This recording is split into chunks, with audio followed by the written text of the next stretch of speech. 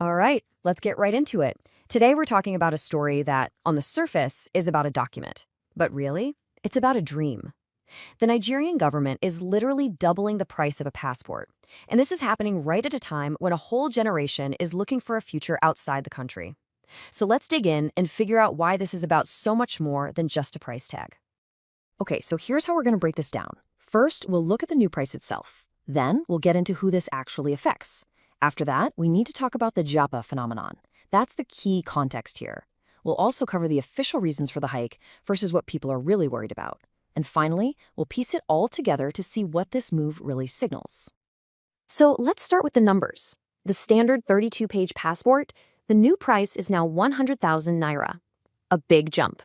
And if you want the bigger 10-year passport, well, that's going to set you back 200,000 naira. So let's be really clear about what's happening here. This isn't some small, adjustment for inflation. Nope. As of September 1st, 2025, the price is literally doubling. Just like that. And just look at how sudden this is. I mean, the previous fees were just set in 2024. So only a year later, we're seeing this massive leap from 50,000 to 100,000 for the standard one, and from 100,000 to 200,000 for the bigger one. That's a 100% increase across the board. Wow. Okay, but this is where the story gets really interesting. This huge price hike, it doesn't actually apply to every Nigerian. It looks like there's a very, very specific group this is aimed at. And here it is, the crucial detail.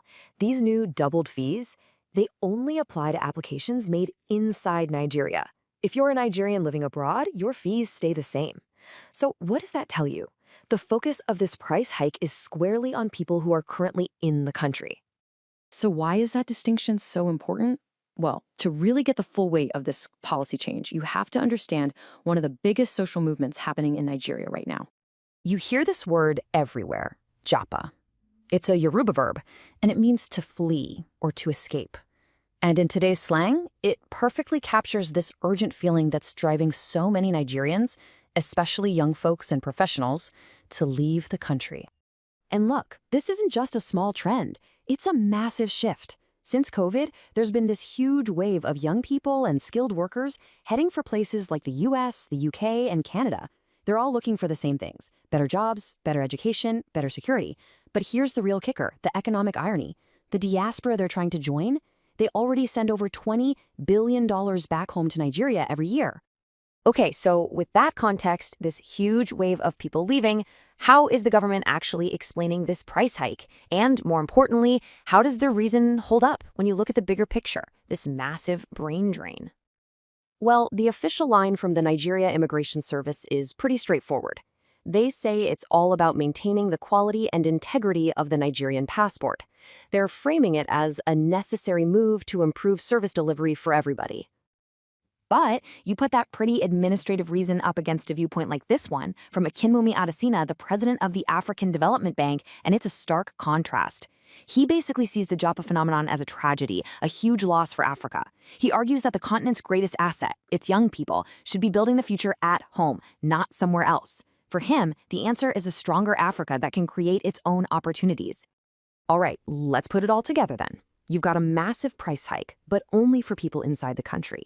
And it's happening right in the middle of this huge wave of emigration. So what does this policy really tell us? When you look at it that way, the conclusion is pretty hard to avoid. This is not just some simple administrative change. It's an economic barrier. And it's being put up at the exact moment a whole generation is looking for the exit. It's raising the price of leaving, and that changes the entire equation. And that really leaves us with one fundamental question, doesn't it?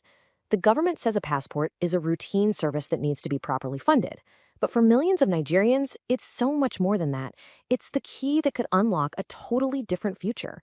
So which one is it? A simple service or a gatekeeper to opportunity? That's the real tension at the very heart of this whole story.